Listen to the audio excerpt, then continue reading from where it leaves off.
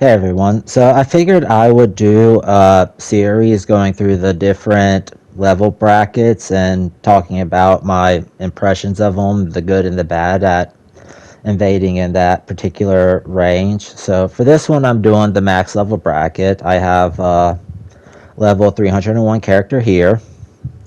The pros of invading in the level bracket, in my opinion, you get a lot of people just playing through the game. Other level ranges, especially higher ones, you get fog wall after fog wall. I was playing the other day. I think I counted 11 fog walls in a row, just nonstop, especially depending on the hours. Um, you don't have to worry about your build all that much or your points. For this one, I have most of my points into dexterity and faith as far as damage wise, but I still had, 55 endurance or something like that, uh, 54 strength, a few points into intelligence, and then plenty left over for mind. Like, you can mess around with whatever you want at this level range, which can be a lot of fun. Um, the players overall aren't that good. I mean, these are the people that got through the game, just continually leveling up. So if you, they all have a ton of mind. That's just, it is what it is. So if you mess up, you can get blendered fairly quickly, but the players also make a lot of mistakes themselves. So, like that Blue Phantom there just separated from the group and, tried to be a hero, which led to his death pretty quickly. Whenever you can get them into melee range, they also don't tend to last that long. But overall, yeah, that's kind of my the good and the bad at invading at this level range. I had a lot more fun with it than I thought I would. I figured it would just be, constant comet spam and, projectile bullet hell, but that wasn't really the case. So, spend the rest of the video just, talking through the invasions. So, this one, I killed the blue before and was kind of stuck down there, and they didn't seem like they really wanted to aggress, so use the relocation finger. I can't remember what it's called. Yellow panic rolls here. Able to one-shot backstab him. Surprisingly, you still get a decent number of people at this level range that only have, 40 vigor, sometimes less, which I don't understand how. At a certain point, I'm just, throwing things into mine when I've got everything I already want onto the build.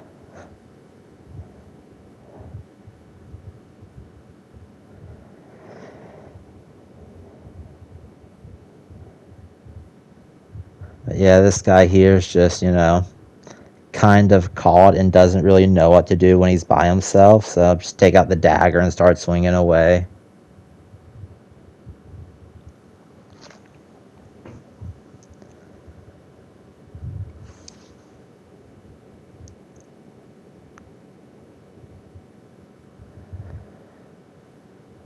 For this one, again, you're going to get a lot of, L2 and projectile spam. But the fun thing is you can also do that too. It can be kind of silly with stuff. Like here, that could very quickly be a blender and you end up dying if you're just caught with bad positioning. So run into this little area here. I'm going to wait it out to see if I can get them to come into it.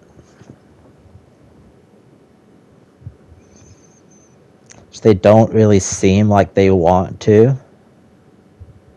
So use Mikola's orbital laser to kind of coax them.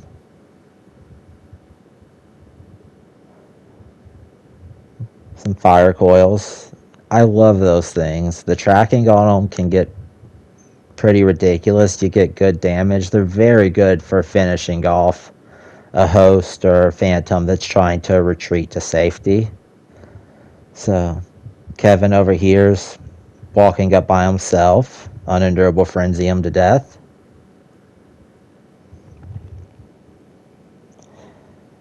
Almost got caught in a bad spot there.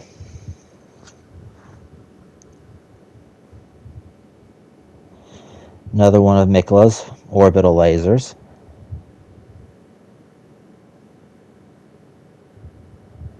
So I kind of have the advantage at this point. I thought I'd killed the host there, but I did not.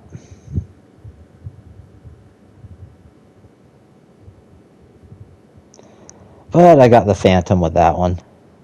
Like I said, love fire coils. Great consumable to use if you aren't. So finally have the host to himself, which doesn't last very long. I've got like 116 poise on this build, which just lets you do some silly stuff and tank through things you really shouldn't be able to.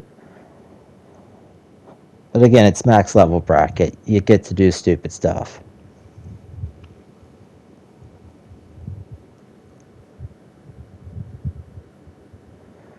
Alright, you're going to see a lot of fingerprint shields at this level range because you have the points. Why won't you use them?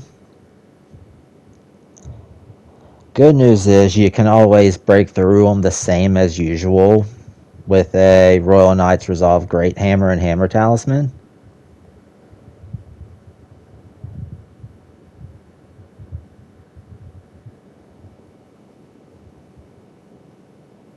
So a small tunnel like this, you can get blendered pretty quickly, so I'm just trying to run through it and make sure that I don't get surrounded.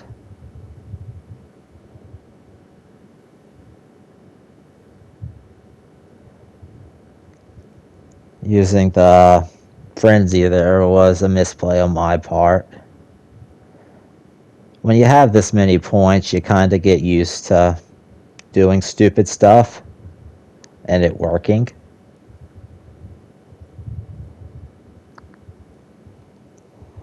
So at this point, I'm just waiting to see what they'll do.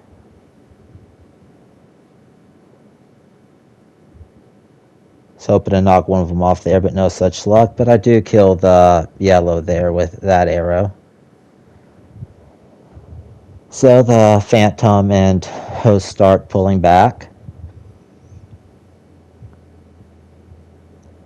Phantom's using the, I'm assuming it's the tracking bow, but he's got low poise and can still get bled out super quick and blended by a twin blade with low poise, which just leaves the host. He's got a fingerprint shield and doesn't really seem to know what he's doing, so that should be a quick GG, and it is.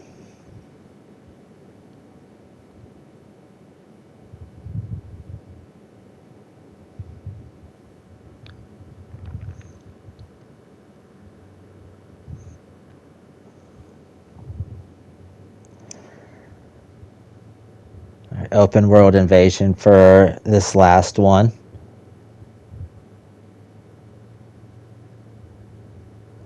One, I believe, is using Bear Claws and the other's Twin Blade. So Twin Blades in general are pretty easy to parry,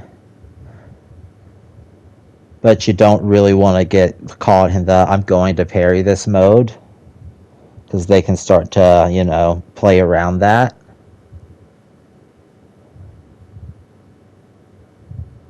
So I was starting to get stuck in it there. And Bear Claws are one of the weapons I think that can just kind of blender you quickly, or stun lock you, I guess is the better term. So I usually try to hyper armor through those. I got lucky there with that parry, just iframe through that whole dragon spell, which would have killed me. So again, Bear Claws, I end up switching to Colossal Sword and taking out the host here relative ease. But yeah, overall, max level, I had a way more fun than I thought I would invading at this level range. You get a ton of people that are actually playing the game and not worrying about, using the best weapons. They make a good number of mistakes, so you can try silly stuff.